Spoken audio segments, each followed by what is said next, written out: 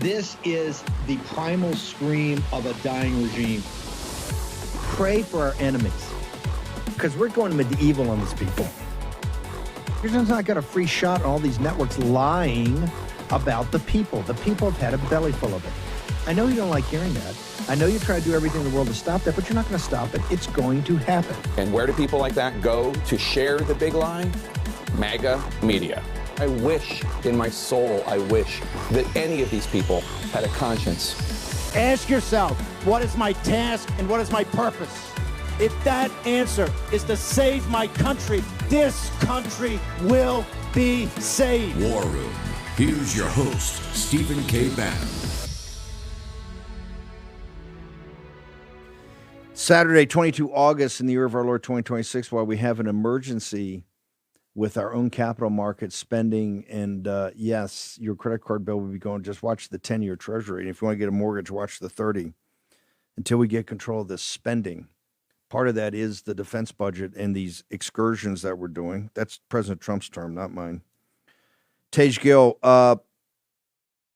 Scott Bessent on Monday lays out the principles of what he calls economic D-Day coming for the Persians on, full scale, taking on the Chinese Communist Party on secondary sanctions, making sure the Arabs are not selling us out by having their banks do money laundering for the Persians, and go after their currency like he did in January when millions of people took to the street and 40,000, I think, got killed by the junta that now is in total charge, the Revolutionary Guards running the deal. Your thoughts about pivoting from kinetic, because Scott said the other day, and I've never heard it phrased like that from a Secretary of Treasury, Alexander Hamilton, who had been the aide to General Washington for all those years in the Revolution and led one of the principal charges at Yorktown to get final victory. Hamilton never talked to the Secretary of War or anybody like that. When he said, Scott said, hey, kinetic part is over. We're going economic warfare. Your thoughts about this, since you're a former gunman? Yeah, I think it's good that we're trying the economic warfare, but the problem is I think we should have done this first, Steve.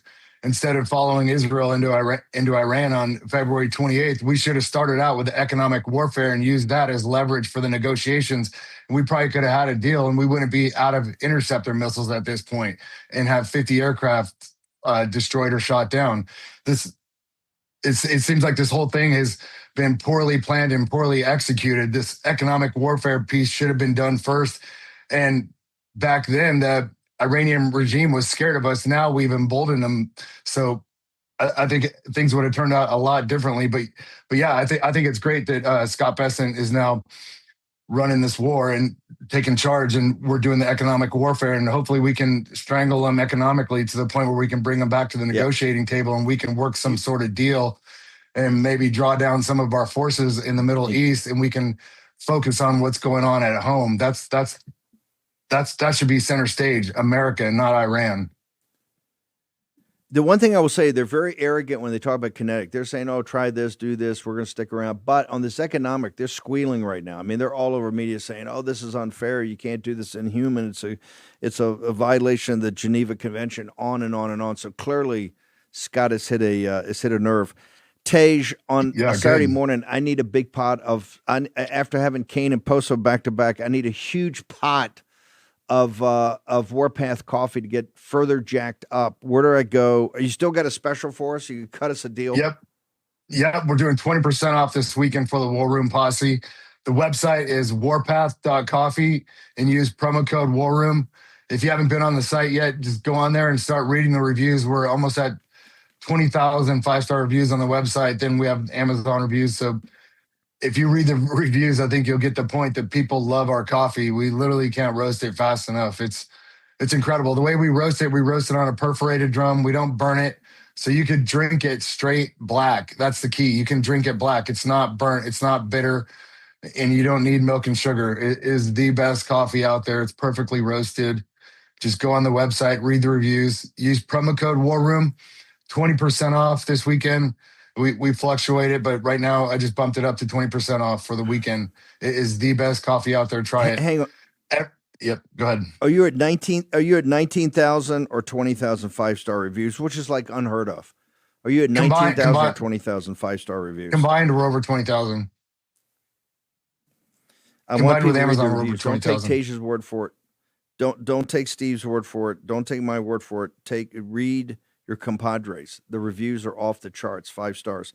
Tage Garrett, one more time. Where do people go for a special? You go to warpath.coffee. That's the website. Use promo code War Room. 20% off this weekend for the War Room posse. Warpath.coffee, promo code War Room.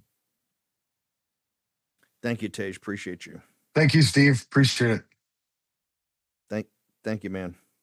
Poso, I'm going to get Harnwell in here in a second. I want you to hang around because we're going to talk about the nationalist movement in Europe and what's working and what's not working, particularly as embodied by Meloni in Italy. But real quickly, I just want to know the update in the book. Just give it. Can we get the cover back up?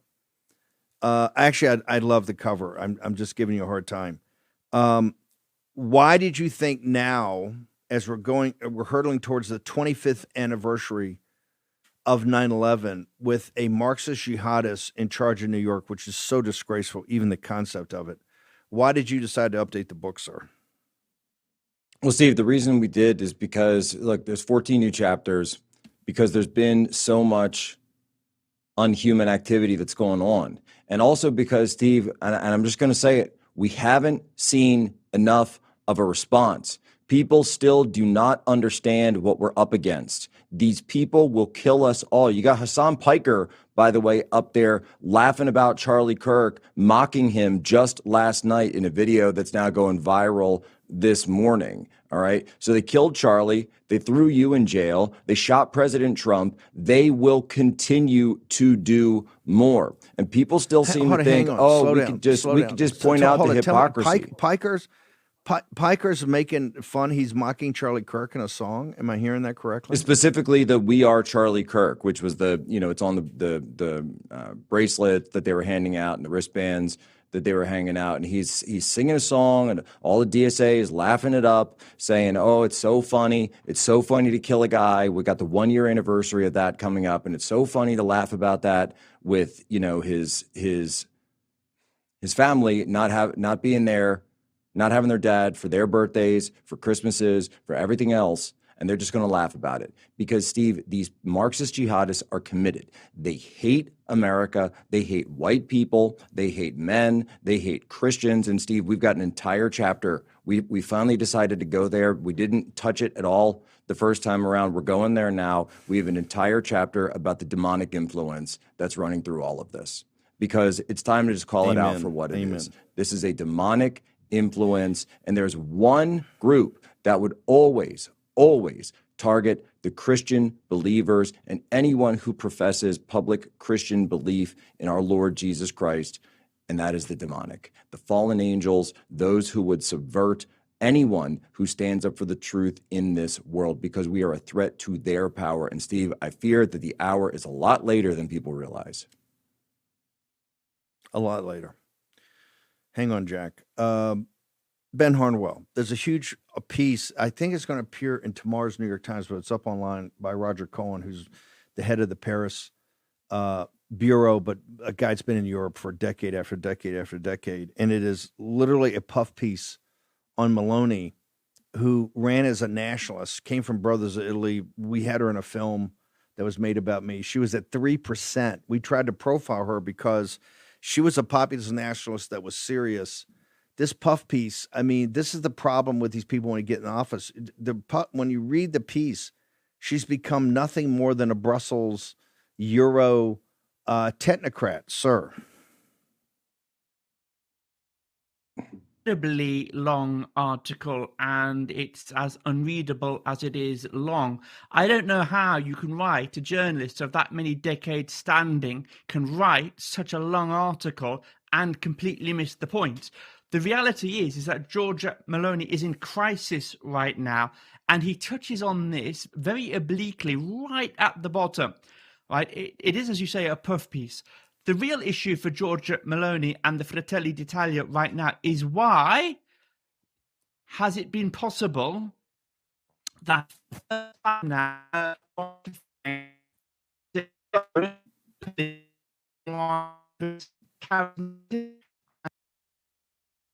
Hey, Ben, we're going to reboot you.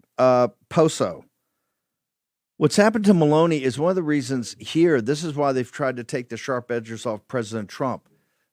Basically the system hates populist nationalism, and anytime they think they can get somebody in power, they're going to come back to you a million times and say, "Oh my gosh, you can't have mass deportations, right? You can't stop because Italy's had as bad a problem as Spain. It's just that they're accommodating it more, and this is the problem with populist nationalist governments. So once you get to power, not just your enemies, but also, quote unquote, your allies and friends, what they want to do is turn you basically into a European technocrat." Jack Posobiec. Well, Steve, that's exactly right. And in fact, it's one of the things that we address in Unhuman Socialist Revolution, because we added, now the initial book was historical. This one we're now bringing up to modern day. And we put in an entire chapter about the invasion of Europe and the fact that it was done so because of the ultimate European technocrat, Angela Merkel, back in 2015, when she let in millions upon millions of Africans and Middle Easterners and these third worlders all across the nations of Europe, particularly Western Europe, because in Eastern Europe, we decided no. We simply said that's not going to happen in places like Poland or anywhere east of Berlin, really.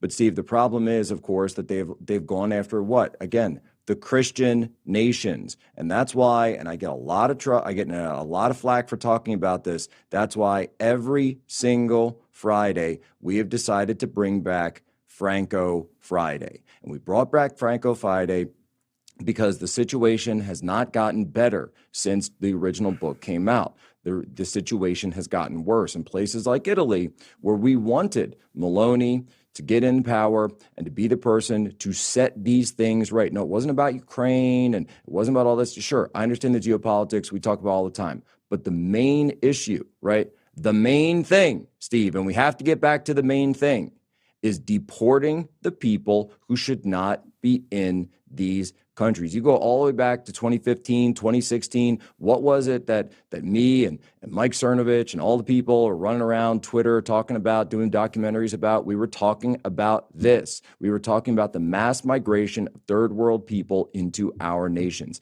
They should not be here. And I'll tell you again, why is it that they want Muslim migrants to come into Christian lands? This is not a new phenomenon. In fact, it's one of the oldest threats to our lands and to our people that we have ever seen. It's been going on for over 1,000 years. Spain had to deal with this for 700 years when the caliphate took over Spain, until they were pushed out. And you know something, Steve? I'm thinking that all of Europe needs a new Reconquista. How's that going to happen? I know you got to bounce, but because I'm going to get Ben back up here in a second, but you got to bounce. How's that going to happen when Meloni comes to power and Italy's at the front lines of this, and she folds like a cheap suit right off the bat to make sure she kowtows to Brussels because, as they say in the article, Buried, she wanted $200 billion from Brussels to set the books, to try to balance the books in Italy, regardless of how many quote unquote migrants she let in from North Africa. Hey, Steve, all I'm going to say is my favorite, my favorite, as a Catholic, my favorite take on the Reformation was that the Reformation was a fight between German autism and Italian corruption. Okay. Jack, on that note, Jack, where do we leave? Oh boy. Brilliant. I just made everybody mad there. Where do we get the book? Where do we get the book, brother? Where do you get it? The point of this is this. All of these problems have simple fixes, but they require clear thinking and a clear understanding of what the problem is. That's what we diagnose in the book, Amen. Unhuman's Socialist Revolution, and we lay out the solutions to this revolution that we find ourselves in, because the Unhumans are on the rise. New York City has fallen. London has fallen. Rome is about to fall again. Spain is falling. It is time to wake up. These people want to kill us, but we can stop them, and we will. Jack Posobiec, quickly, you're the Associated Press Twitter feed. Where do people go for Twitter and Getter? We're up at X, at Jack Posobiec, of course, Twitter, Getter, Telegram, everywhere else. We're going to be putting out a launch video for the second edition, Unhumans, Socialist Revolution, available now for pre-sale, Amazon, everywhere else. Thank you, brother. Have a great Saturday. God bless you, team. Here's your host, Stephen K. Bannon. So, Ben Harnwell, this gets to the point of what happens, and we'll have Baris on in a moment for his report about young people. Meloni had all the, I mean, and one good thing about the article, it does go back and show what a fighter she was. You know, her dad left her, abandoned her. She's been a fighter when I met her. The brothers of Italy were at 3%. I mean, she was a fire-breathing nationalist and was just incredible. And that's what her rise to power, people believe that. You read this article and you realize she's nothing more than a Brussels technocrat that's been bought off by the big money coming out of the EU. Your thoughts? What happened to her, and what's the future of Italy? Because you got the general that's coming at her from the right. Steve, you mentioned in your question, I can't help but ponder whether that's your gentlemanly way of suggesting that Giorgia Meloni has daddy issues, and whether those daddy issues are somewhat a part of responsible for her psychological makeup of pivoting towards the establishment for approval. Because if that was what you were suggesting, I think there's definitely room in the psychoanalytical framework to suggest that. Because I would add this, right? This isn't I didn't come on to make the point, but I will make this point. And it's a universal point for populist nationalist movements around the world. Do not elect leaders who have a part of them which is craving for social acceptability. Don't do it. It will crucify the movement from within. You need people who have thick armor-plated skin and couldn't care less about what their social betters think of them. You can't. It doesn't work. And that's part of what went wrong in Italy. The other thing that I would suggest, Steve, that's gone wrong, particularly in Italy, because as you say, Giorgia was a fighter up until literally the 24 hours when she was elected prime minister. The pivot was that quick. The other thing that's gone wrong in Italy is that Italians seem to have this belief that their moral responsibility and engagement in promoting the movement begins and ends at the ballot box, at election. That is to say, there's no sense of obligation to hold elected representatives' feet to the fire. And that's another part of the reason why Giorgia Meloni pivoted to the centre. And Italy really does lack, the populist nationalist movement in Italy really does lack the fact that, unlike America, there is no MAGA movement or America First movement of any degree of similarity that will hold its leaders to account. I will add in brackets that associated to that point another strategic weakness in the Italian way of doing things, in the continental Europe way of doing things. And I would, it's part of why they do it like this in Europe, is the fact that citizens don't have the ability to select their own leaders. It's proportional representation. The party leadership, basically the leader and the close circle around the leader, selects all the candidates on the ballot paper, and they get returned to Parliament according to how many people come out and vote for the party. So when I say there's no sort of overhanging sense of engagement on behalf of people, it's because it's not even priced into the system. You vote for the party. So you don't get the phenomenon. It's not even possible in continental Europe of primarying incumbents because they haven't adequately represented you. Okay, so that's an important part. The third reason, and this is what I was saying before when sadly the connection just collapsed, what has particularly facilitated Giorgia Meloni's betrayal of the movement, of this movement that, as the unreadable article bends over itself to repeat, is that Giorgia Meloni didn't just found, like 10 years ago, Brothers of Italy. She took the party that was the Alleanza Nazionale, which was the hereditary party of the Movimento Sociale Italiano, which was the in itself the hereditary movement of the Benito Mussolini's fascist party, right? So that is how, not unauthentically, but that is how the mainstream media says Giorgia Meloni was the heir of the post-fascist movement, which is true. But what the article doesn't say is what's going on in Italy right now. And one needs to ask, why is the New York Times devoting a 4,500 word puff piece to Giorgia Meloni, who's supposed to, for years we've told that she was sort of resurrecting fascism in the heart of continental Europe. Why now? Well, it's because she's on the skids. You can see the very early signs of this taking place right now with this new movement called National Future, which is run by a former paratrooping general, Roberto Vanacci, who's already on 7%. Now, given that Meloni herself is on 27%, that puts him at around, already, and his political parties existed for no more than a few months, that's already put him in at 25%. And this is the third reason as to explain what is going on here in Italy. She pivoted to the centre because she was free to do so. There was nobody capable of attacking her from her right flank. So for the last sort of 4 or 5 years in government, she's done what she's wanted. Now she realises that people are starting to see the betrayal and they're starting to peel away from supporting her to Vanacci.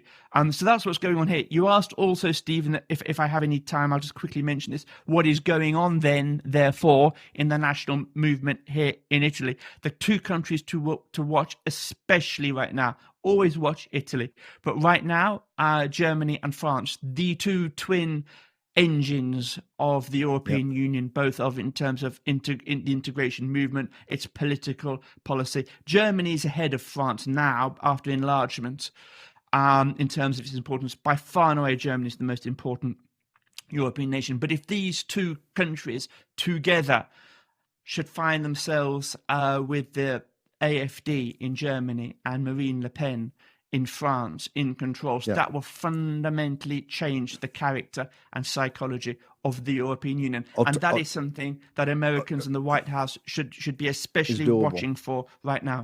Yeah. Alternative for Deutschland in Germany and Front National, Le Pen can run again. And, of course, the rise of Nigel Farage and the rise of the Tommy Robinson faction. That's why Italy, that should have been at the forefront, is kind of lagging behind. But watch General Vanacci. We'll have more on that. Ben, where do people go for all your analysis of this? Because Vanacci's a guy to watch.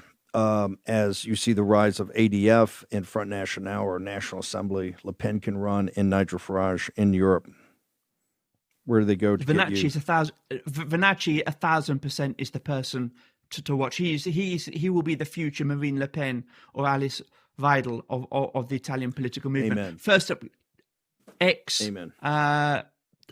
Twitter, Ben_Harnwell, and Getter, my social media platform of choice. Simply at Harnwell, my surname. Thanks, Steve. God bless. Have a great weekend. Catch you on Monday. Your material's amazing and your show's amazing. Keep it up, sir. The cutting edge of all of it. Catholic traditionalism, everything that's happening in Europe on the nationalist movements. Baris, you've put your finger on the pulse of young people who say, burn it all down. What you're doing is we want the young Meloni. We want the early days of the MAGA movement. These people are fierce populist nationalists, correct? Yes, Steve, and thanks for having me on. As always, I'm listening to Ben, I'm listening to Jack, and I listened to your interview with Mark yesterday, Mark Mitchell, which was fire. I mean, this all has an underlying narrative running through it, coursing through it. My business, these guys are always a cycle or two behind. They think they understand the present, but they never do. And then a year or two into it, they realize they should have seen something coming. And burn it down's a warning, Steve. I mean, we welcomed in 24 these younger people, particularly under Generation X. We welcomed them into this movement. They helped propel Donald Trump to a national popular vote win, which was remarkable, unthinkable just a few years earlier. And, you know, it's a novel concept. They expected results. They expected what they were promised. And if you don't, we're watching the rise of DSA. And everyone's trying to understand this. And the GOP brain trusts, they're struggling to, I don't get this. They're socialists and they expect that to scare people. But these younger people are far more scared by the deterioration of their civilization, the deterioration of their identity and their American dream in this country. And we see it in other countries as well. I mean, Europe has been Great Britain, for instance, foreshadowed, the populist uprising that we would get here with Brexit going all the way back before Donald Trump was first elected. This is the warning, Steve. These are not ideological voters. This will be a very new era. This generational shift is about results, and if they don't get them, they will burn it down. What results? Just give us a highlight. I tell you what, hang on. I want you to do this on the other side. My question is going to be, what results are they actually looking for? I mean, you couldn't have a more juxtaposition between MAGA, at least what MAGA, its core beliefs, and what the socialists believe. Of course, we haven't restructured the economy like we need to make sure that we got more capitalist. We have a capitalist system with no capitalists because so concentrated with the oligarchs. Richard Baris, Burn It All Down, is with us. The People's Pundit, one of the best pollsters out there. We've had him on the show ever since, 2019, 2020, 2020 election. Every night, Richard Baris will be on election night. Just an amazing pollster. The People's Pundit is with us. Birch Gold, now's the time for you to do some hard pick and shovel work to make sure you understand, global capital markets, the international economy, all of it. We make it quite accessible. The End of the Dollar Empire, birchgold.com/Bannon. It's being taught in graduate finance classes as an introduction. Why? It's so accessible. That's why we made it so that you can access it, embrace it, all of it in the War Room. War Room. Here's your host, Stephen K. Bannon. Louis B. Mayer used to have this quote about the movie business, and he was one of the greatest studio heads ever, basically built MGM in its height, in its glory days. He said one time about the movie business, nobody knows nothing, right? You have the greatest stars and have huge flops. You have films come out that were throwaways to become massive hits. The Axios has got a story. I'm going to put it up. I'm not going to have time to go through it, but Monday we will. Scoop, Axios, Mike Rogers, APEC, rupture Royals, Michigan Senate race. Mike Rogers was like, he's dumping. He told APEC, I don't want you advertising for me. So that is Mike Rogers was one of their top guys. That shows you how this Michigan, and in Michigan, also another issue, data centers, huge issue there. So Mike Rogers in a dogfight up in Michigan. We'll get to more of that Monday, but I'll put the article up now. Baris, so what did they think they voted for? What did they want? Yeah. What did they get? And what's going to take to get them back, sir? There are two things that really should be thought of before anything else, because there's always peripheral issues. But accountability, of course, because they see the world as completely rigged against them, and that's not anything new. But I think what is new about this generation is that they see it rigged at their expense. And if you take millennials and look at their experience, it's not hard to understand it, folks. They come into the workforce. I'm one of the oldest of millennials. I'm almost Gen X. But they come into the workforce, they get hit with 9/11, and they're promised security, and they get surveillance state, right? And then never-ending war for years, which then leads to an economic crisis. They start to recover from that all the way down the line in the era of Trump, and they get hit with COVID. So you can try to understand how some of them go. But really, all of them together, Generation Z, the millennial generation, economic restructuring. And that really comes from that sentiment that this entire thing is just, it's not just that the American dream is hard or it's out of reach. It's that there are people who have everything and they prevent you from getting the American dream. So economic restructuring almost, and I've heard it said before, Mark Mitchell and I say this all the time. When you say economic restructuring, you mean stop the legal immigration, stop the illegal immigration, people taking their jobs.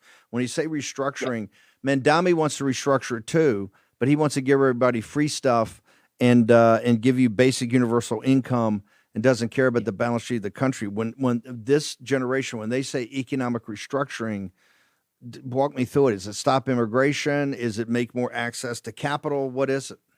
It's not only illegal immigration, it's even legal immigration. These kids wanted a moratorium on immigration from certain countries, period. Legal, illegal, period. H-1B visas, Steve. This is a generation that was told, go to college because that's the only way you can get ahead. A lot of them did. Some of them made bad decisions, although, like, you know, this idea, this studying generation, interesting. This idea that they all went and got liberal arts degrees is outdated. That stopped a long time ago. Many of them did go back to STEM. And you know what happened? Through H-1B visas, their job went to Indians. You know, I mean, I knew and interviewed myself personally a bunch of vets who came out of the military and wanted to go into, you know, whatever it is, the vet program they have, whether it was the GI Bill or Chapter 31s if you're older, Chapter 33 if it's newer. And they were told by their own government that they shouldn't study things like that. And the reason was simple. It's because the government wanted to leave some of those jobs for H-1B recipients. It's just outrageous. So they wanted, you know, like I've heard this said before. It is true. They were told this. They were told this. By Oh, people? absolutely. They're directed by their representatives that worked through the VA that they should go into another field. It's not a viable career path because it's too competitive. And why is it too competitive? Because the big business, Silicon Valley and big business want cheaper people. And some of it was ideological, of course, but H-1B visas are handed out, you know, it's a political favor. You know that. So it came at the expense of, it's outrageous. It came at the expense of an entire millennial generation, Steve, that went and fought these never ending wars. It's crazy. Besides accountability, what's number two? Yeah, and then the economic restructuring that we're talking about is it. They wanted, look, when you have, conservatives need to understand something. You're arguing for something, capitalism, when the entire country doesn't really think we have true capitalism. And are they wrong? Of course they're not. This is fugazi capitalism. This is not real. I call it hologram capitalism because when you try to reach out and touch it, it's not real.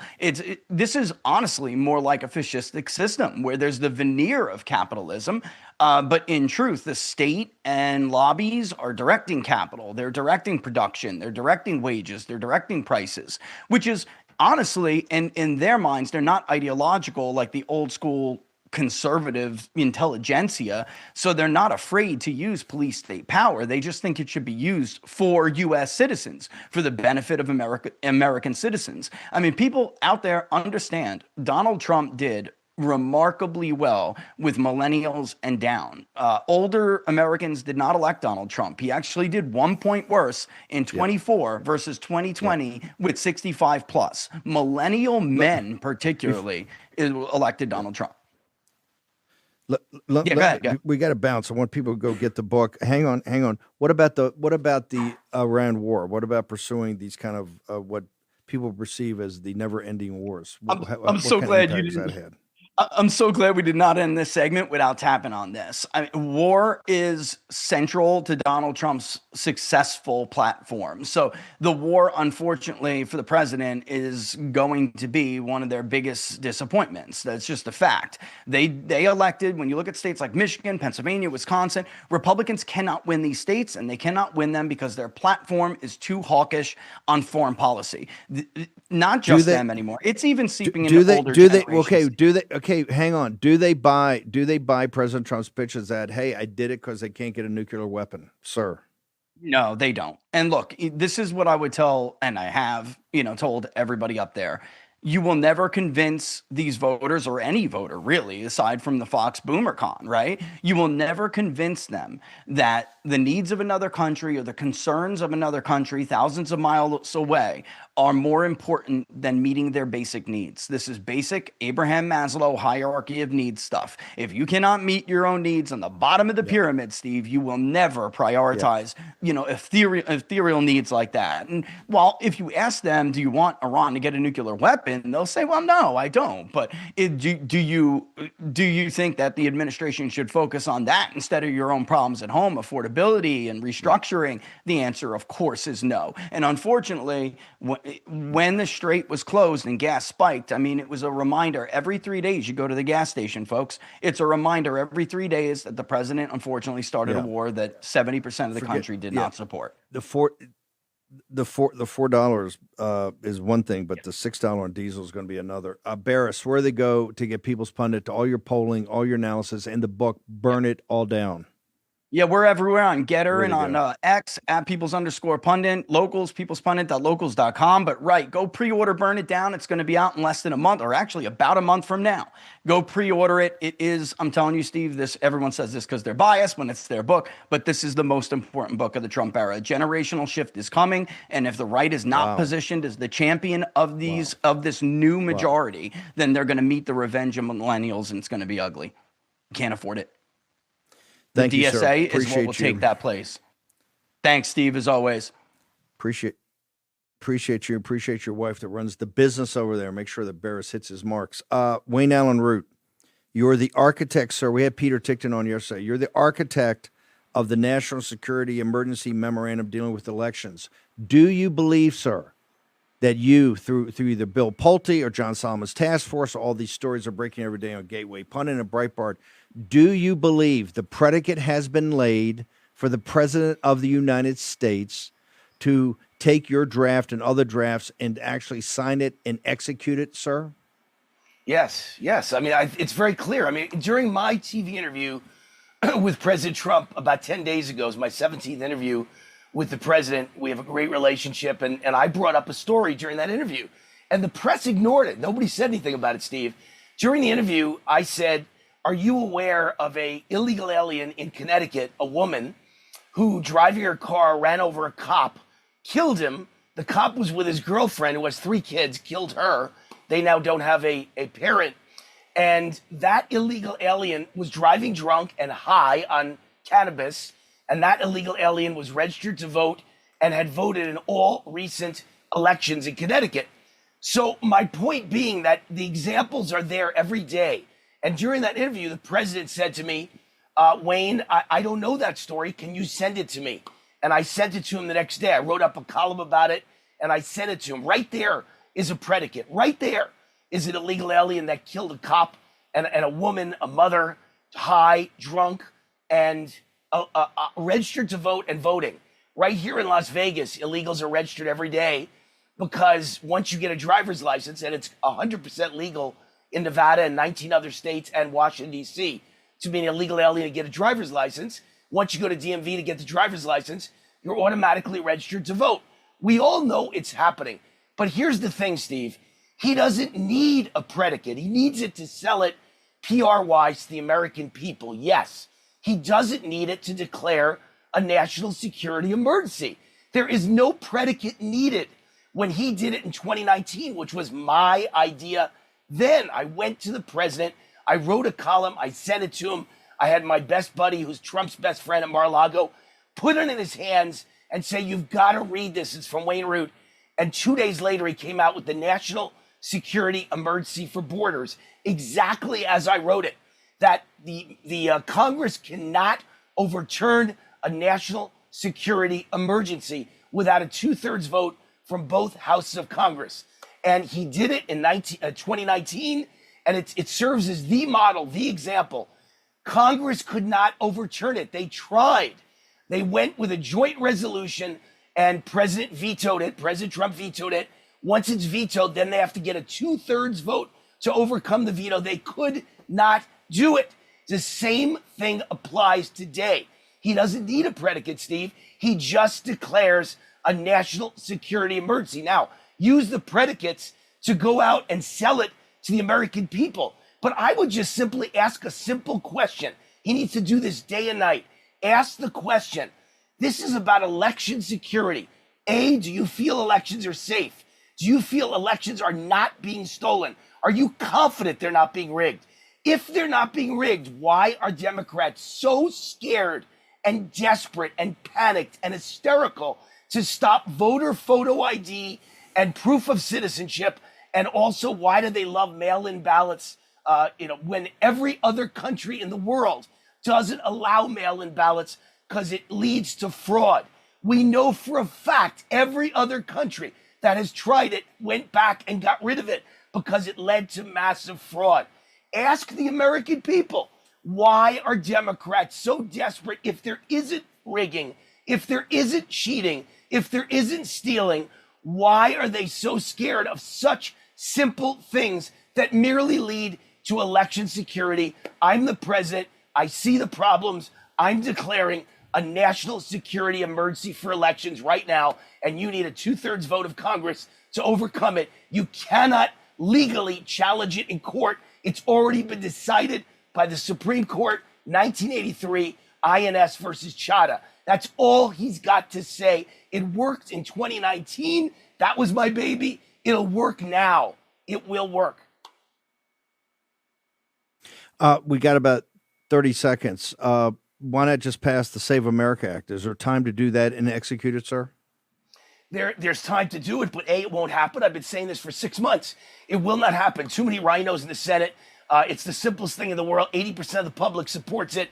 My national security emergency, which has been researched, by the way, up and down, left and right, by my election security expert, John Goodman. It is ironclad. It is the SAVE Act on steroids. It's the exact same thing with extra added security, and you don't need the Senate, and they can't overturn it. Simple.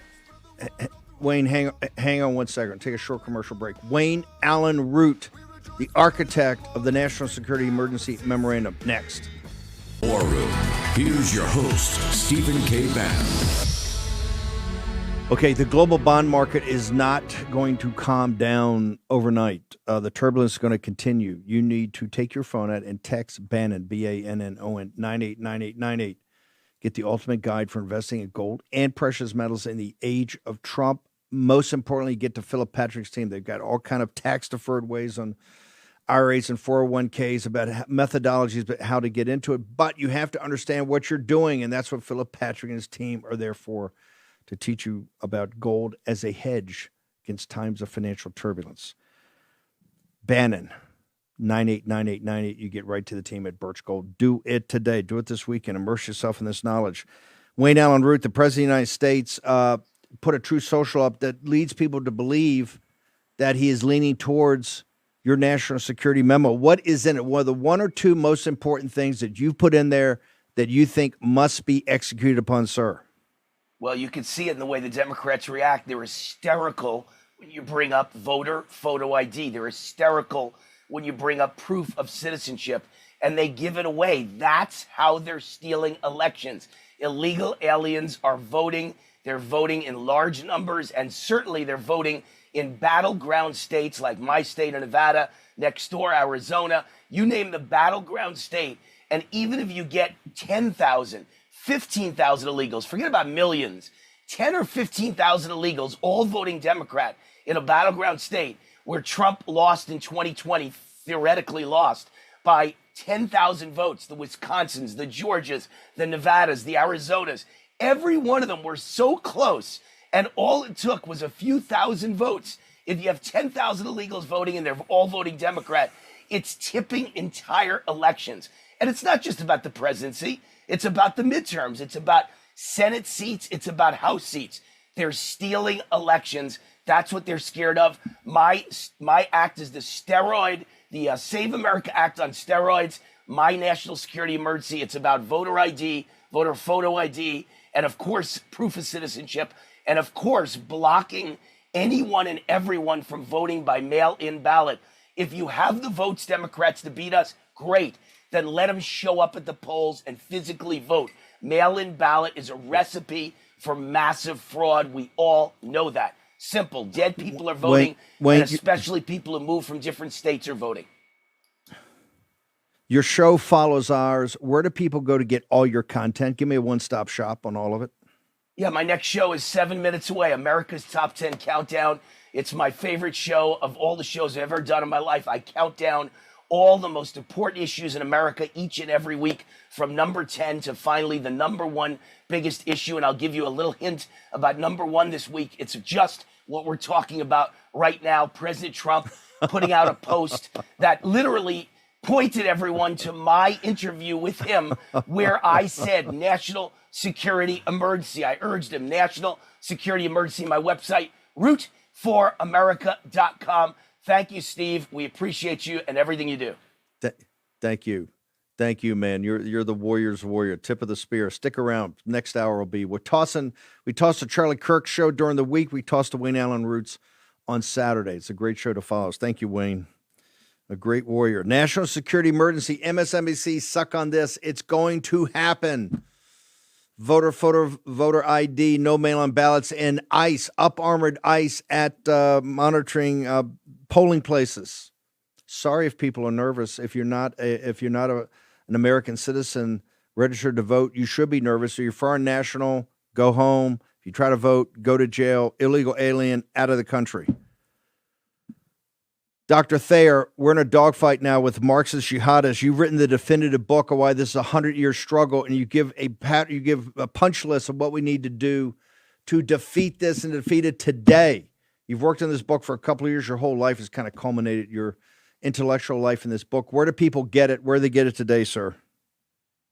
Folks can go to Amazon, Steve, and thank you so much for writing the foreword to it. Amazon, Barnes & Noble, or wherever folks buy books, and folks can follow me at Brad Thayer on X or Bradley Thayer on Getter and on Truth. This book is a must-have, and it's a must-have now. We'll have Dr. Thayer up during the week to discuss. Maybe we'll break out some chapters, like particularly the punch list of how we defeat this. Dr. Thayer, one more time. Where do people go if they want to get it right away? It's in bookstores, but of course they try to suppress these books. Where do they get it at Amazon, sir? Well, folks, best place probably for most folks would be at Amazon or Barnes & Nobles or Skyhorse, of course. Folks can go to the press and buy it there as well. And bookstores, right, Steve. It's very difficult to find there, of course. Of course, because it calls out the Marxist jihadists that most of these bookstores front for. Dr. Thayer, what's your social media? Where do people go to follow you, sir? Brad Thayer at X and Bradley Thayer and Getter and Truth. Steve, thanks so much. No, the book's amazing. Get it today. You'll understand everything about the DSA, the Marxist, but you don't leave off the jihadists. The Marxist jihadist attack on this country in the 100-year war against communism. Dr. Bradley Thayer, it's amazing. So proud it's a war room book.